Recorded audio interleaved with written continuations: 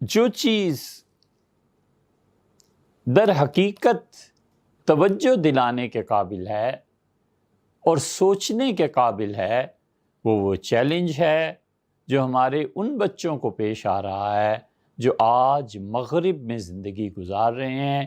یہ بات، یہ بیان، یہ سب چیزیں آج کے دن میں یہ ان لوگوں کے لیے ہیں جن کی نئی نسل وہاں پر پرورش پا رہی ہے اور اٹھ رہی ہے، اور ان کو سوچنا ہے کہ اب ہم بات عرض کرنے کے لیے ان کی خدمت میں حاضر ہیں کہ اس پہ کیسے قابو پانا۔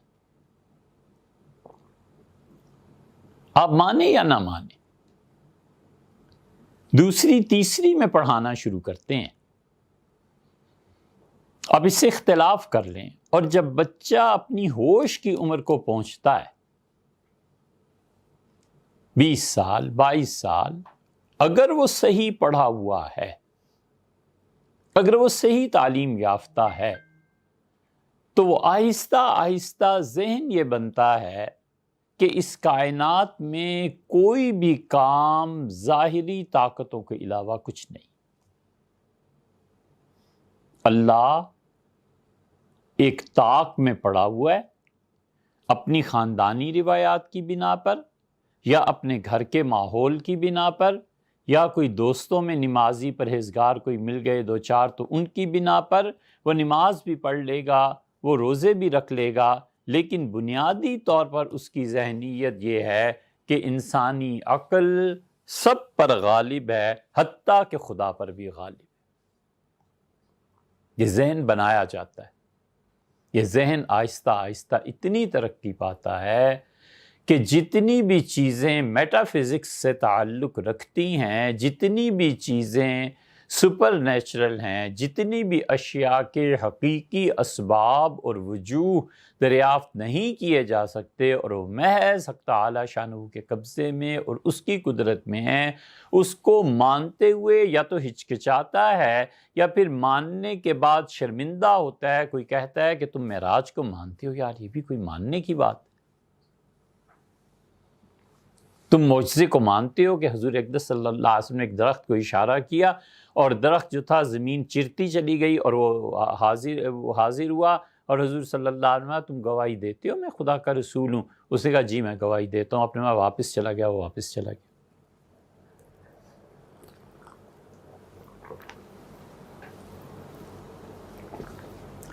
بشرطے کہ وہ پڑھا لکھا ہو۔ اب یہ بھی تو عذاب ہے نا کہ دین کو تو کیا سمجھتے، دنیا بھی نہیں سمجھتے۔ دین میں تو کیا پڑھتے اور تعلیم حاصل کرتے، دنیا بھی کچھ نہیں۔ دنیا میں ان کے نمبر دیکھو، بالکل 3rd کلاس کے لوگ۔ ان 70 سالوں میں اس ملک کے نظام تعلیم میں کتنے نوبل پرائز ونر پیدا ہوئے ہیں، کتنے اس 80 سال میں 70 سال میں اس قوم کے نظام تعلیم نے دنیا میں 10 20 50 سائنٹسٹ پیدا کیے۔ اس نظام تعلیم نے ہمیں دیا کیا ہے سوائے اس کے کہ صلاحیتیں برباد کر دیں اور بچوں کو بلا سوچے سمجھے اس میں جھونک دیا، اور جس جہنم سے خود گزر کے آئے تھے اس جہنم میں اب اگلی نسلیں چل رہی۔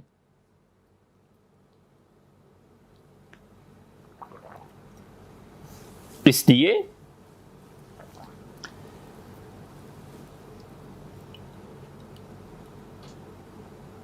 یہ جو یونیورسٹیز میں پڑھتے ہیں، ہم صرف ان کی بات نہیں کرتے، ان کی فیکلٹیز میں چلے جائیں۔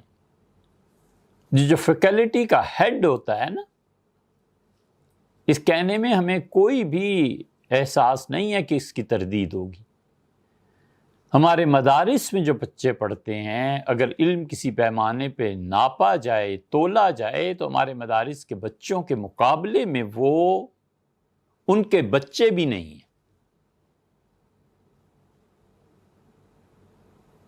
ہمیں تجربہ ہے، اتنے ذہین بچے ہمارے مدارس میں آتے ہیں، اختراعات سوجتی ہیں، نئی نئی شرارتیں دریافت کرتے ہیں، نئی نئی باتیں کرتے ہیں۔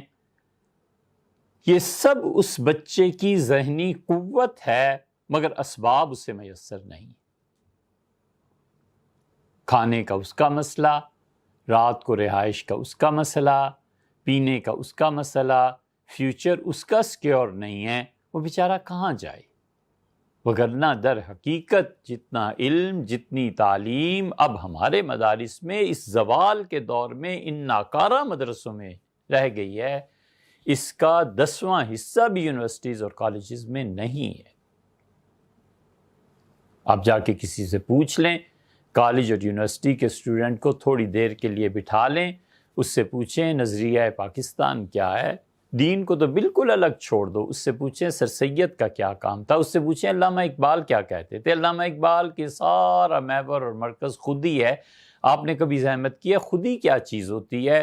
اسے حرام ہے جو ایک لفظ پتہ ہو ادھر ادھر چھانکنے لگے گا، اسے پتہ ہی نہیں ہے،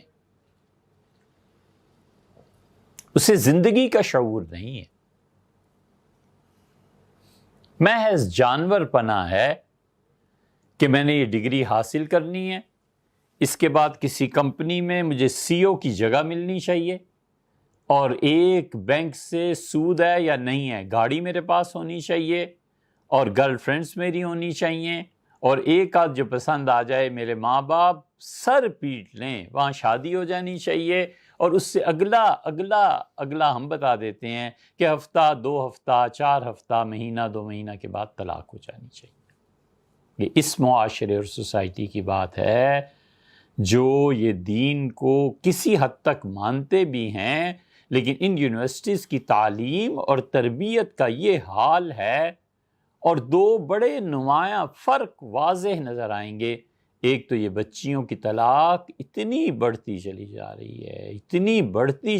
رہی ہے کہ شادی کے دن کم رہ گئے ہیں اور عدت کے دن زیادہ ہو گئے، اور دوسرا نمایاں اور بہت واضح فرق آپ کو نظر آئے گا زندگی کے حقائق کو سمجھنے کا۔ اس کے نزدیک زندگی کی حقیقت یہی ہے، ایک اچھی گاڑی، ایک خوبصورت بیوی، اور بس، اور اپنے انجام سے مطلقاً بے خبر کہ میری آج کی حرکتیں کل کو میرے لیے کیا مشکلات زندگی میں پیدا کر سکتی ہیں۔ اور حقیقی مشکل دوسری وہ یہ کہ جو بھی جتنا بڑا فیکلٹی کا ہیڈ، جتنا بھی پڑھا لکھا ہے، وہ اپنے علم میں مغرب کا اتنا ہی بھکاری ہے، اسے ہر چیز وہیں سے لینی ہے۔ اسے رات کو بیٹھ کے کمپیوٹر پہ جو جدید ریسرچ اور تحقیق آئی ہے اسے دیکھنا ہے تو انہی کے پاس گیا ہے۔ جتنا بڑا بھی فرض کر لے اب سائنٹسٹ مسلمانوں میں ہے، وہ در حقیقت مغرب کا بھکاری ہے۔ وہ جتنی بھی ترقی کرے بہرحال اس در پہ اسے سجدہ کرنا ہی کرنا ہے۔ ہمارے یہاں اللہ کا شکر ہے ایسا حال نہیں ہے۔ ہمارے مدارس میں ہمارے آباء و اجداد تھے، ہم نے ان کی وراثت میں یہ چیز پائی ہے، اور اس وراثت میں اب تک اضافہ ہوتا چلا جا رہا ہے۔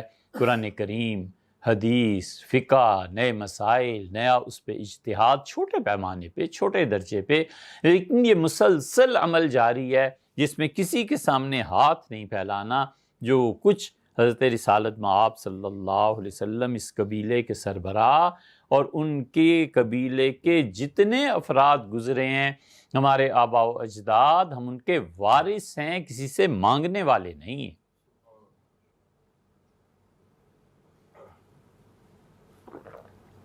اب سمجھیں اس فرق کو، آہستہ آہستہ تدریجاً یہ ذہن بنتا ہے دہریت کا، تدریجاً یہ ذہن بنتا ہے خدا کے نہ ہونے کا، خدا کو ایک طرف کہیں رکھنے والعیاذ باللہ، اور ساری زندگی اس کے خوف اور خشیت کے بغیر گزر گئی۔